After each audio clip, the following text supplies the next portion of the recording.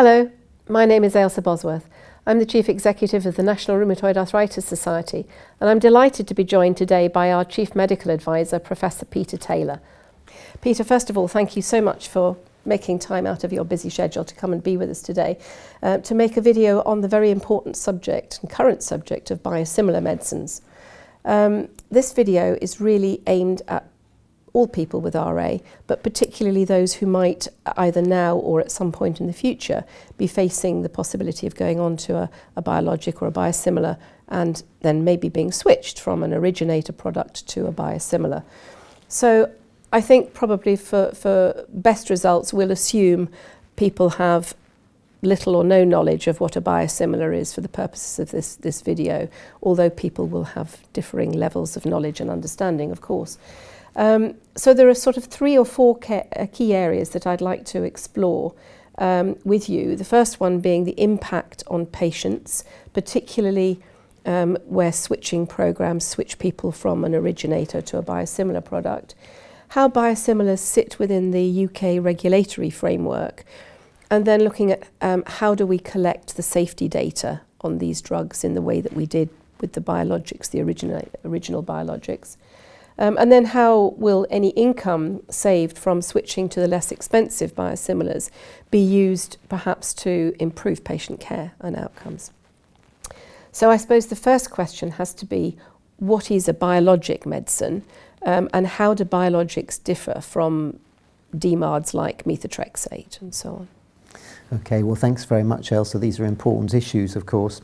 So let's look at biologics first of all. So a biologic is a protein-based drug that's produced in a living cell.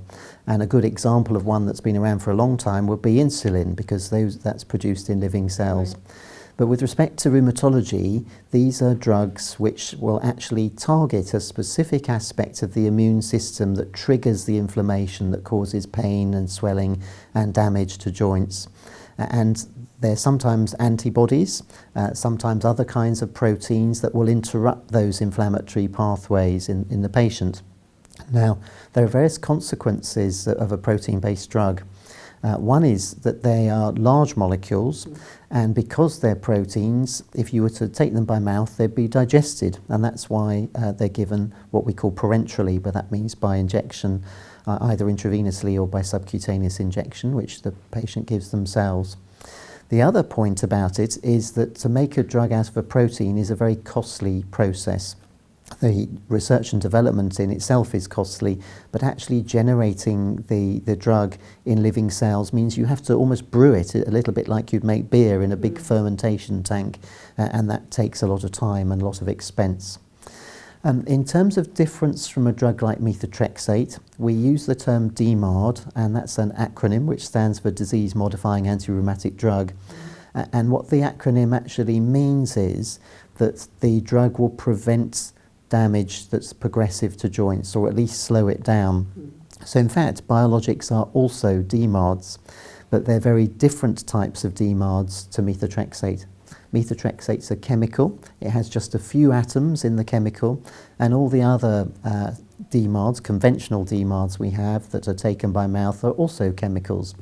So if we were to compare the two, a biologic DMARD to a conventional DMARD, it's one of difference in size. And so methotrexate, if we were to compare it, for example, to a child's scooter, would be like comparing a biologic to a jumbo jet. So the size and complexity is hugely different. So Peter, can anybody have a biologic? So I think in answering this question, the first point to make is not everybody needs a biologic. And then we'll come on to can everybody have a biologic, because they're related questions. So there are many patients when they first present with rheumatoid arthritis, and particularly if they come early, an important point to emphasise that we'd like to see people as soon as symptoms develop, because then the outlook is very much better. And if they start on simple drugs like methotrexate, then actually many patients will go into remission. And those patients don't need a more expensive and arguably potent drug like a biologic. But there'll be some patients who've been on methotrexate and other conventional DMARDs, and in fact they don't go into remission or don't achieve a sufficiently low degree of disease activity. And ideally, these patients would try a biologic drug and see if it suits them and see if they then do better. Can everybody in that situation have these drugs? No, they can't. There are very strict rules for access which are set by NICE, and these require that you have a certain level of disease activity, which is in fact quite high.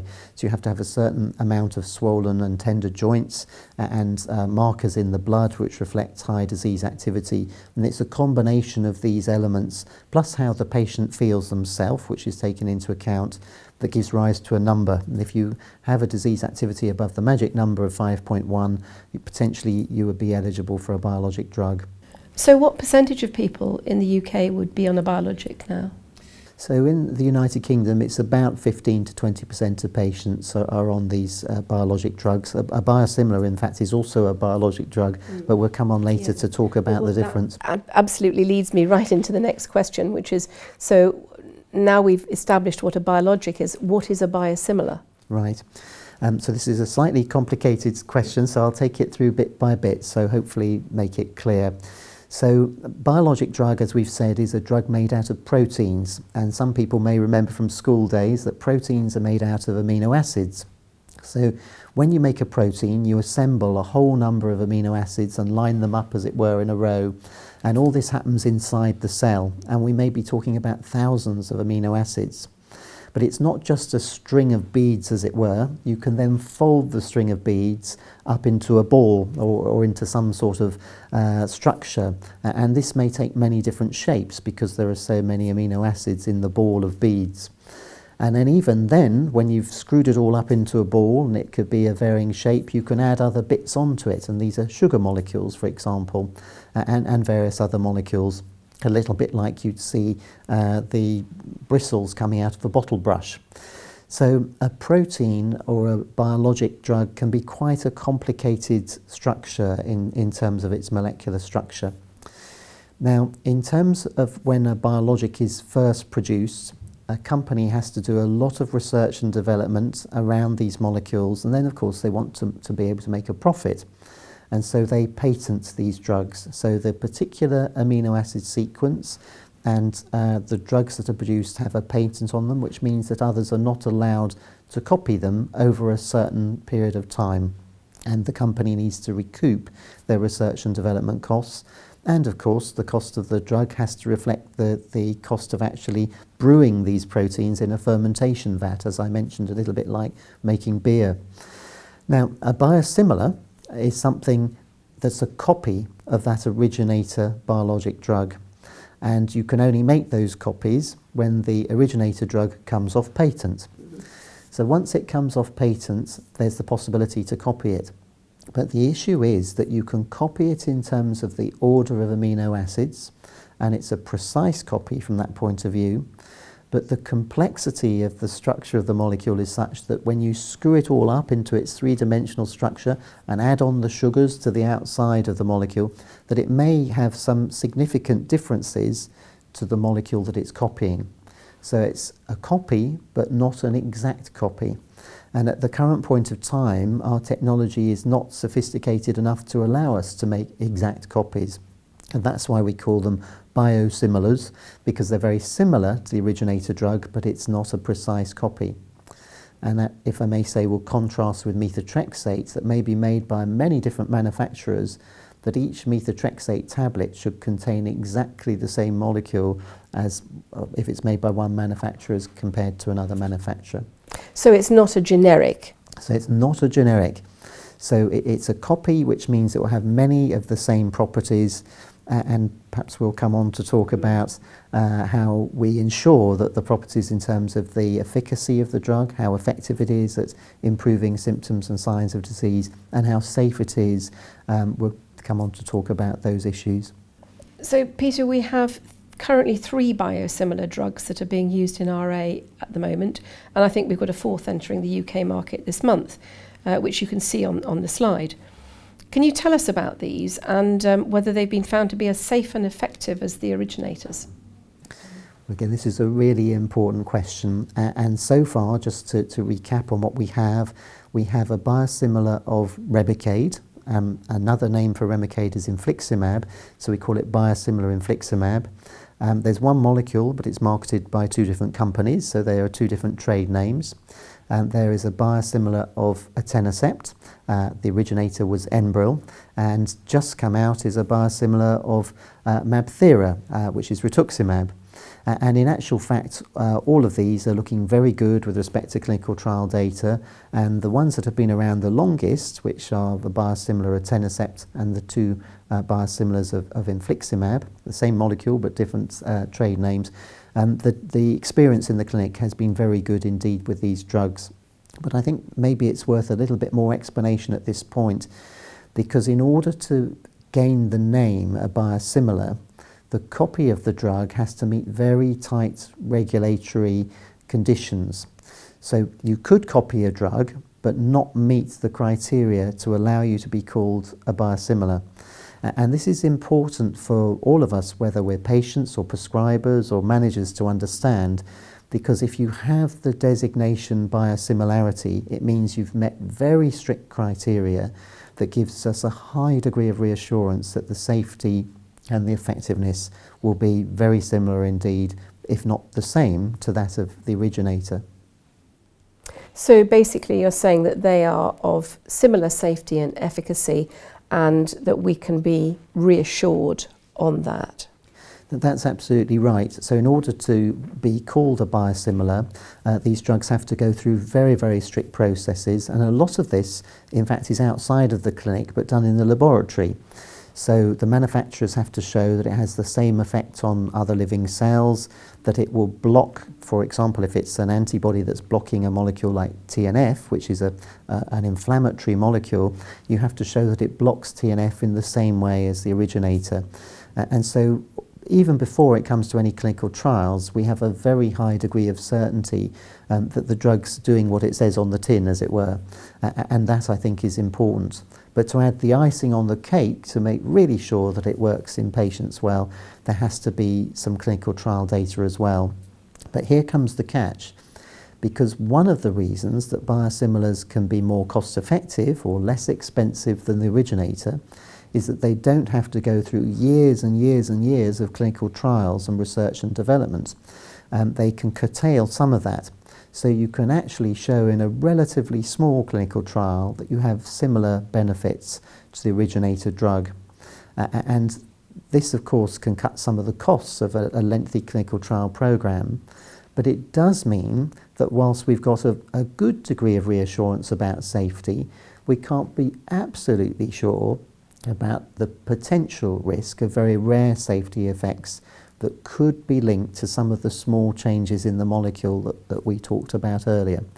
I do want to emphasise that these theoretical risks are very, very low, but equally to say that this is precisely why healthcare providers and physicians need to be vigilant and apply good governance when we think about changing from an originator to a biosimilar drug. So Peter, one of the things that I'm sure patients will want to know is if they're being switched to a biosimilar that has an auto-injector pen, it's likely to be different to the injector pen of the originator drug. How are the patients going to be taught how to use it? How are they going to get that information? Yeah, so this is a really important question. So again, just to be very clear, so Enbrel is the trade name for the originator etanercept, and Benapali, for those who are not aware, is the brand name for the first biosimilar etanercept. And just to make life even more complicated, there are likely to be many more etanercepts coming as well, and each of them will have a different brand name. But the point you make is absolutely right, that whilst what the drug itself does should be the same, the device which is used to administer it may differ, and in some cases not very much, but in some cases significantly. Now, of course, this matters a great deal to the patient who might be self-administering, or indeed to carers or loved ones who might be doing the administration of the drug. So in some cases, healthcare providers or healthcare at home are actually teaching patients how to use the new device. In other cases, there have been videos made, so patients who are used to injecting themselves will look at the video and just see where there might be small differences or changes from the devices they're familiar with. But it does seem to be varying around the country as to what's happening. And I guess the important point for us to be making here to any patients who are not sure what to do if they find their device has changed is do ask your healthcare providers, particularly if you have a practice nurse or a rheumatology nurse, and they'll be able to guide you through exactly what's needed to do. It's usually obvious and straightforward, but nonetheless, if in doubt, ask. If people who are currently on the originator products that now have the biosimilars available, I'm assuming that the switching process is because they are less expensive, the biosimilars are less expensive. Is that the case? No, you're absolutely right. And so again, I think it's important to be very clear and upfront with everybody here. The only advantage of a biosimilar actually is the fact that it's more cost effective and less expensive than the originator. You could also add that some people might of course prefer an injection device from one particular brand to another, so there's that issue too. But in order to be called a biosimilar, which is a regulatory definition, it means you can't be better than the originator, and neither could you be worse in terms of how effective it is. That there have to be certain boundaries that are set very clearly and defined for clinical trials. And if you were outside those boundaries in the clinical trials, the company making the new drug would in fact have to go through a full program of drug development. That would be called, say, a biobetter if you were making a drug that was a better version of an anti-TNF, if such a thing were possible. So it's very important to be clear that biosimilars give no advantage in terms of being more effective, but they do have the advantage of being more cost effective. So if it's going to save the NHS money in this way, and I understand and agree that we must all be responsible users of NHS resources, does this mean that we're actually going to be able to get more people accessing the biosimilars at an earlier stage, perhaps in their disease? So again, a really good question, and before we come on to the issue about more people with access, just to come on to the issue of cost effectiveness, that the biosimilars are launching at a much more cost effective price than the originators, but of course this is encouraging a price war in the pharma market, and many of the originators have in turn dropped their price. So my understanding of the complexity of this is that there's a list price, a manufacturer's list price, but there are local negotiations about the price of a given originator, or indeed the biosimilar, for local providers, local payers. And it's not always clear what those different prices are. But so the arrival of biosimilars for two different reasons really, one cost competition, but also for reasons of cheaper development costs, have cut the costs overall. So to come to the issue then of whether this will mean there'll be broader access, it would be nice to think that more patients who could potentially benefit from a biologic drug could access them, but sadly at the moment this will not be the case.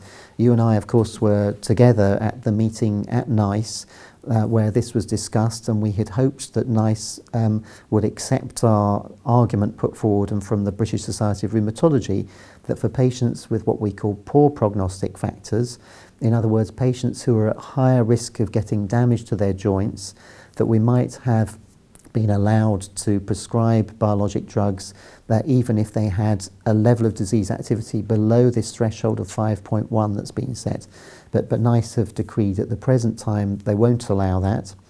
So this means that although the cost of biologics and biosimilars in particular to the NHS has gone down, it won't be possible to give them to a broader range of patients who would not have formally made the criteria. As an organisation, Peter, representing people with RA across the UK, we've looked into the whole biosimilars situation very carefully since early 2014. You were part of the original workshop that we held. And we are broadly supportive of switch programmes, but there are some clear parameters that we would want to see met before patients are switched. So can we now talk about this whole issue around switching and how it should be done? We state quite clearly in our current position paper that switching should be made as part of a shared decision-making process with your doctor. But is that actually happening in reality? It probably isn't what's happening in reality overall. And again, there are some very complex issues about this which we should just perhaps explore together. So I think most of us would feel, whether we're sitting in the position of a patient or a physician, that ideally there would be shared care decisions about any drug, in fact, that you think about what are the benefits, what are the potential side effects, how well will it be tolerated, is the dosing schedule going to be suitable, and so on. And these things need to be talked through, particularly given that we have a large choice. But on the other hand, the other side of the coin that we mustn't forget, some of us may be on tablets, for example, for high blood pressure. And when you get your repeat prescription from the doctor, the packet they come in 1 month might be completely different from the packet the next month, but it's the same molecule. And so there isn't a shared decision in that particular case about which brand of drug you're getting. You're just getting the same drug, but it's a different brand. And to my mind, that seems acceptable, but of course people need to understand that and buy into the fact that that's acceptable. In the case of biosimilars, we're not quite in the same situation. We're looking at the situation where you've got something similar but not an exact copy. And so what's happened in many trusts is that in order to save money, that there have been programs of switching large numbers of people. And I think that broad principle is acceptable, but at the same time, my own view is that it's very important, exactly as you've said in your position statement, that patients are included in this decision making and brought on board. And how that's done, because the scale of this may be very large, it may be that it's done through letter, it's often done through personal discussion, but of course all this takes time and resource. And so there's no perhaps one shoe fits all solution to this. And I think what matters is that it's done in a way that's acceptable, where information is given with clarity and honesty, and where patients have an opportunity, of course, to have their say about it. Peter, one of the things that we're concerned about, or patients have told us that they're concerned about, you know that there are some people who have had a difficult journey to get to a biologic. Maybe they've had allergic reactions to different drugs, and it's taken them some considerable time, shall we say, to find a drug that is suitable for them and has got them into a stable or a lower disease activity state. Surely, you know, if you're looking at a switching program, a multidisciplinary team would look at all of their patients and effectively stratify them, say, well, look, 80% are suitable for switching, but these 20% here, for various reasons, shouldn't be switched. They should be left on their originator product. How would you approach that situation? So again, it's a very good question that you've raised, and a number of issues really come up around this. So first of all, let's look at the situation of a patient who's had, as you say, allergic problems. So one of the issues about giving a drug that's a protein is that potentially the body of the recipient can raise an immune response to it. This is what we call immunogenicity, but it could lead to a loss of response to the biologic over time, and in some rare cases it could actually lead to some form of allergic reaction. And there are ways that we can try and prevent that. That's one of the reasons patients will often have methotrexate as well as a biologic, because it helps prevent that to some extent. And usually it's manageable. But as you point out, there will be a small minority of patients where there have been multiple difficulties. Now, if the multiple difficulties have been for reasons of allergy or immunogenicity, as we term it, then my own view would be, if the patient's doing well on the drug they're on, I would be disinclined to change, because the copy of the drug they're on is going to be slightly different in structure, and that raises at least the theoretical possibility that a new and different immune response could be raised against it. So this is one of the issues around the whole story of biosimilars that we have to think carefully about. But there are also other scenarios. So we could imagine the scenario of a patient who's been on a first anti-TNF, let's say, and then changed to a second anti-TNF, and then changed to, let's say, Mabthera, and haven't done particularly well and are going to go on to another drug. And if on the fourth drug they're on, in fact they were doing very well, but there was a copy version of that drug, it might be reasonable to go to the more cost-effective copy and they'd still do just as well. And so I guess the point I'm trying to make here is that it's very important for the healthcare team as a whole, the physicians and the patients, where possible, to work closely together to make a sensible choice about how reasonable it is to switch. Of course, the complexity of any switching for a healthcare trust, particularly if we're talking about very large numbers of patients, maybe if a generic letter has been sent out, even asking the patient if they're happy about this, that individuals slip through the net somehow who might, perhaps as you say, have been stratified, to use your term, but have been picked out as someone who might be have a potential issue. And then I think the message here is, if you're a patient, who you are, if you've had issues with drugs before, flag it up to your healthcare team. People want to help, and so if this is brought up, it can then be discussed, and the right solution for the individual can be found. So not everybody is the same. In terms of cost saving and more a better health economy and cost effectiveness for the healthcare trust, you're looking at a cohort of patients, but we mustn't forget that we also need to deal with the needs of the individual. And by and large, as you point out, most individuals will fall into the category where if they do switch, it will be fine, but there will be some who might not, and they should flag up any concerns that they have. So Peter, let's look at the regulatory side of things now. Do the biosimilars go through the same regulatory process to come to the UK market as the biologic originators? So that's another very good question, and if anything, some of the regulations are more stringent than they were for the originator. So let's just deal with the originators first. So when an originator is first developed, somebody who's been working in a laboratory has defined what we call the molecular target for therapy. So in other words, they might have discovered a molecule that we know is important in driving the inflammatory response in rheumatoid arthritis. The next thing is that a company have to make an antibody or some kind of protein-based drug that will stop the activity of that molecule that's driving the inflammation, and then it will go into clinical trials. And there's a first phase of trials where you look at dose ranging to get the right dose and to check that it's broadly safe. And then you go into much bigger trials to understand which patients will benefit most, what the benefits are versus any risks. There may be no risks at all, but to really thoroughly look at that. And all this takes many years. So then once the clinical trial program is complete, regulators, it's been the EMEA in Europe and the FDA in North America, will look very carefully at all the data, and they will come to a decision as to whether the drug actually has an acceptable effectiveness to any side effect ratio, and then there'll be a careful labelling of the drug as to what indications it can be used in. So that's the regulatory process for an originator. It takes a long time and it's complex. Now for the biosimilar, because it's a copycat drug, it can bypass some of that. But at the same time, there's an extremely stringent testing of the biochemical and physical properties of the drug to make sure it really is copying what the originator does. So in the case of an anti-TNF, it has to block the TNF molecule in the same way.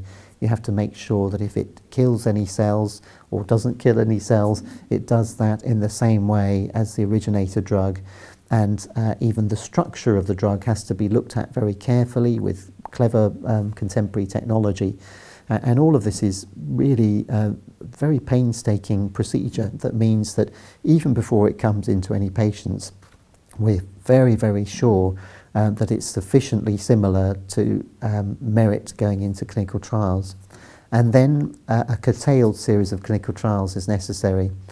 And they will establish whether within reasonable boundaries the benefits of the drug are similar to those of the originator, and they have to be within quite tight limits. It's effectively almost 10% either side, better or worse, because there's always going to be some fluctuation in the measurement of how effective these drugs are. And similarly with safety, we have to have reasonable grounds to believe that the safety looks the same.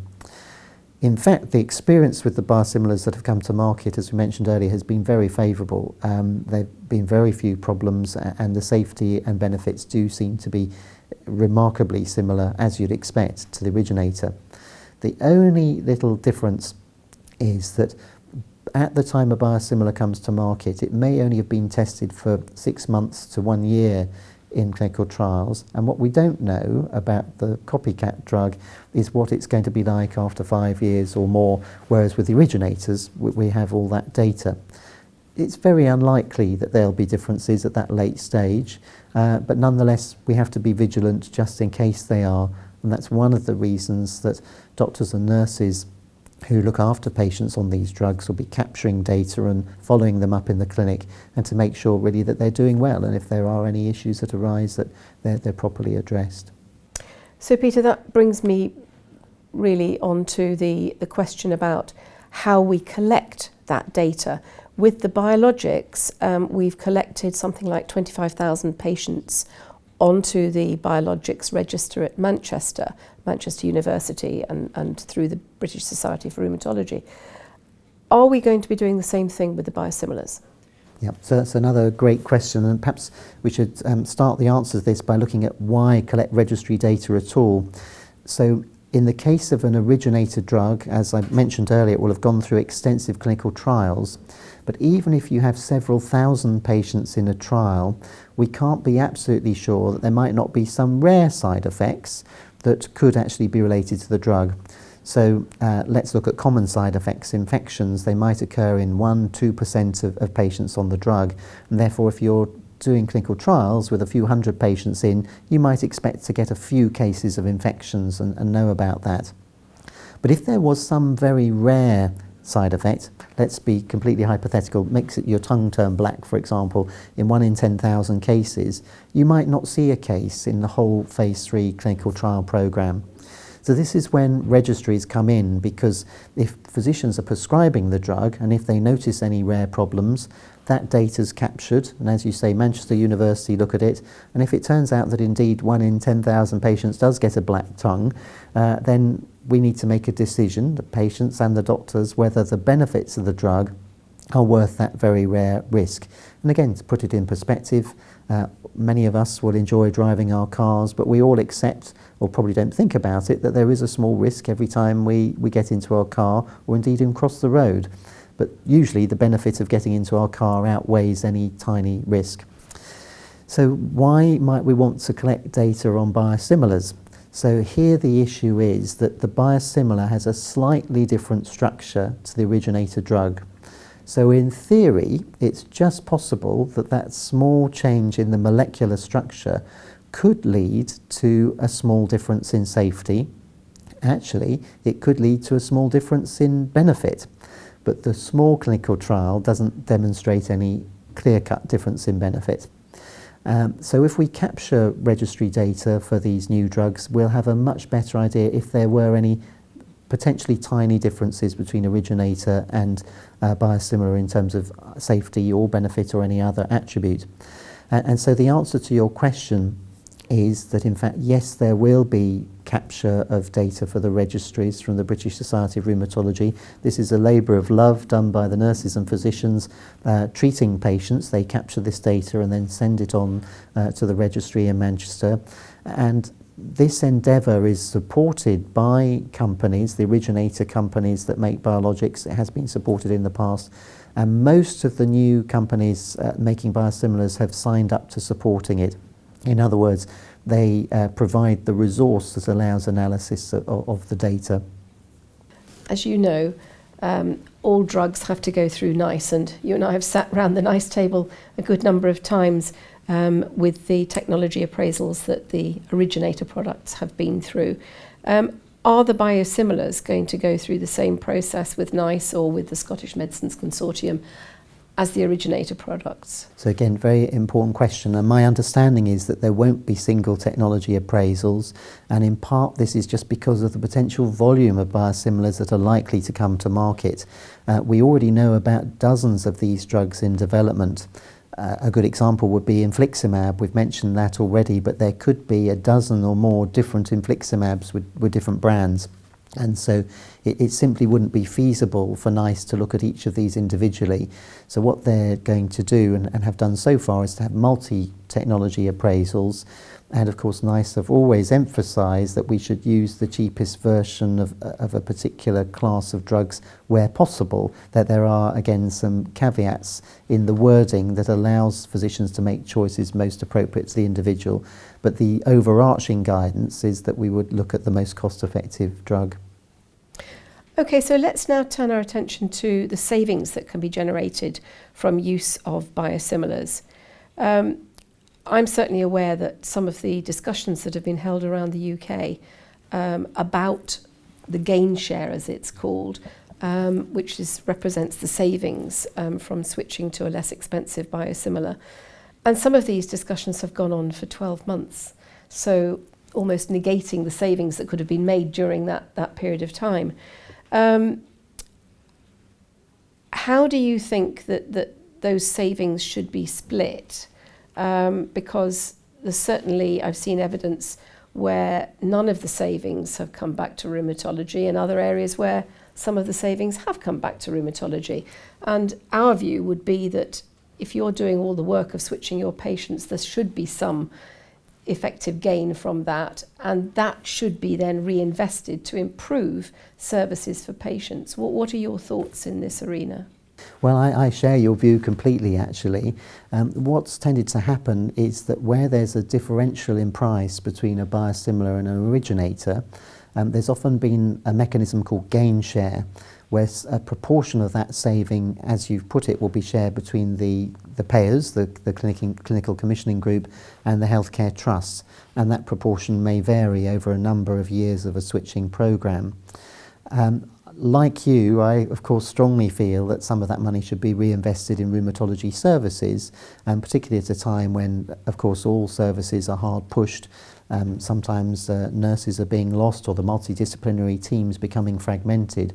It would be wonderful to see even a proportion of that money, not necessarily all of it, but some of it reinvested in service, so that the patients themselves that have had the generosity to allow a switch for the greater benefit of our country and the healthcare system, that they get some return really in improvements in service. I am aware that this is very variable around the United Kingdom. Sadly, in many cases, there's been no reinvestment in rheumatology services at all, and the beneficiaries have either been the hospital trust or the clinical commissioning group. The other complexity of this, though, is that as the originator price falls, the differential between originator and biosimilar also gets smaller. And so, whilst there are still substantial overall savings compared to the past bill of drugs to the NHS, the gain share potentially becomes smaller. And these are really local political issues. But I think it'd be great if patients themselves are a strong voice to put forward the notion that at least some of the savings should be reinvested in rheumatology services. So where you've got a situation where the commissioners or the health board are not prepared to share the savings with the rheumatology team, what would your advice to that team be, and indeed the patients in that area? This is a very difficult and contentious issue, of course, but it seems to me that one ideal would be that there's a representative rheumatologist at the negotiating table with the commissioners and with the trust commissioners, and so this is properly discussed. Often there isn't such representation. Another issue is that where there is a named person who's in charge of commissioning and may be exemplary in looking at reduction of budgets, but may never have seen a patient with rheumatoid arthritis. It would be very nice that the patients themselves could get in touch and express their views and make these known, and again be a voice at the table.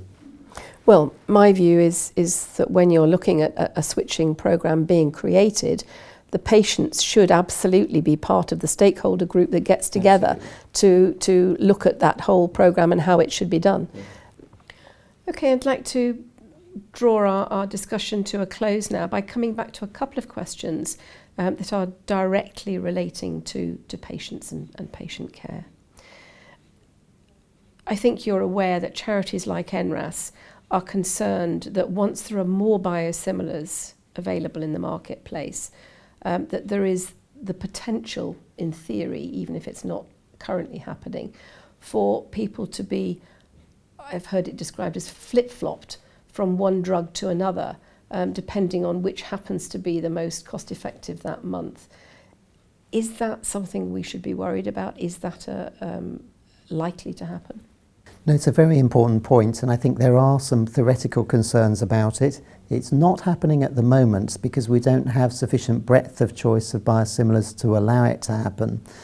So what has happened up until now is if a patient's been on originator, they may have been swapped to the biosimilar of that originator, and if all has gone well, then that's fine.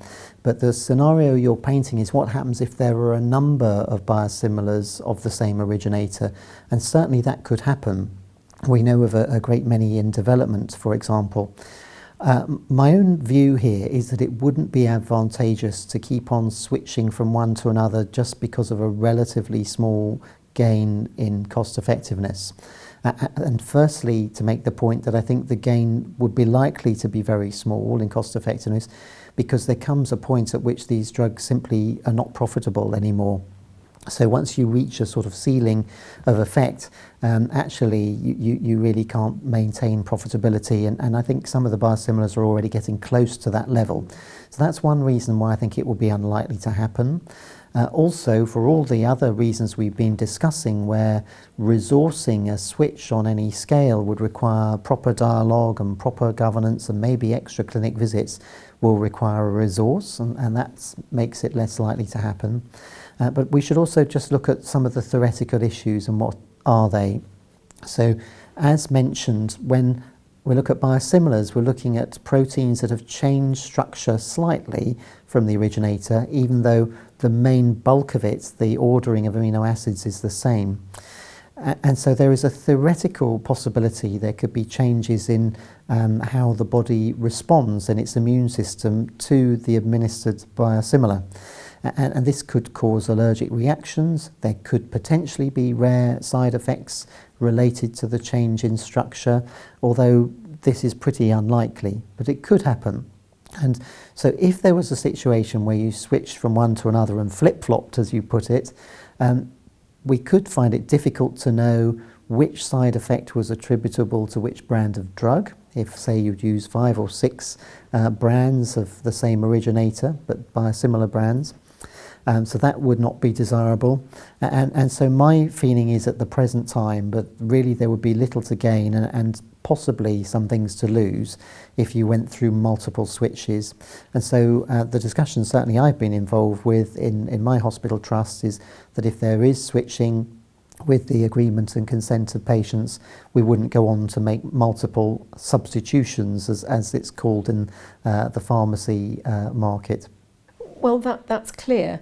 But what about a situation, for example, where I might have been switched from one anti-TNF, and there are currently 5 anti-TNFs, as you know, and they all work slightly differently, although they're all targeting anti-TNF. So if I was switched to an anti-TNF's biosimilar, and then to another different anti-TNF biosimilar, is that something that could happen? Would that be a problem?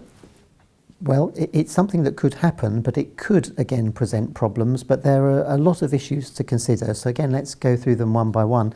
So as you point out, we currently have 5 originator anti-TNFs, and they're not all the same. So what are the differences? Some of them are given at different dosing frequencies. Some are once weekly, some are once fortnightly, there's one that's once a month, and indeed there's one that can be given twice weekly. And so there are differences there. There are differences in occurrence of injection site reactions. There are differences in device. So whilst it might make sense to swap from an originator of one to a biosimilar of the same, there could be some issues about swapping to a biosimilar of another one, because the frequency of injection might be different, the injection site reactions could be different, and so on. So my own view is that if someone were on either the originator or a biosimilar of one particular anti-TNF, then I wouldn't see that it was sensible to swap to a completely different member of the class or a biosimilar of that completely different member. However, the other side of the argument is that on a cost-effectiveness basis, it could possibly make sense to do so. And if there was a very big cost differential, then this might be something that would need a dialogue and discussion with the patient. It might not matter to a particular individual if they change from one drug that's once a fortnight to another drug that's once a fortnight. But we obviously need to take the needs of the individual into account and think about them carefully. But on the whole, I think the discussion at the moment in the NHS is about switching from one originator to a biosimilar of that particular originator. That's really interesting, Peter. So that triggers another question in my head, which is about what we call these drugs when we prescribe them. Because my understanding is that clinicians have been used to using the generic name of a drug. So let's take infliximab, for example. So if a physician prescribes infliximab, at the moment one wouldn't know whether you're talking about the originator product or the biosimilar. And so there has been, I believe, the regulators have introduced a rule, if you like, whereby you have to prescribe now by the brand name of the drug, so that if you are switching people, as we've talked about, it's very clear to the pharmacist in the hospital which drug you're talking about. Do you just want to comment on this? Yes, so you're absolutely right. And perhaps to make this clear to viewers, let's just take the example of a true generic, aspirin. So in fact, there are many, many different companies that make aspirin. And whichever brand of aspirin you buy over the counter at the chemist or at Boots or whatever, in fact it should be the exact same molecule, same little group of atoms made in a particular structure in the chemical. And so it should do what it says on the tin, irrespective of the brand.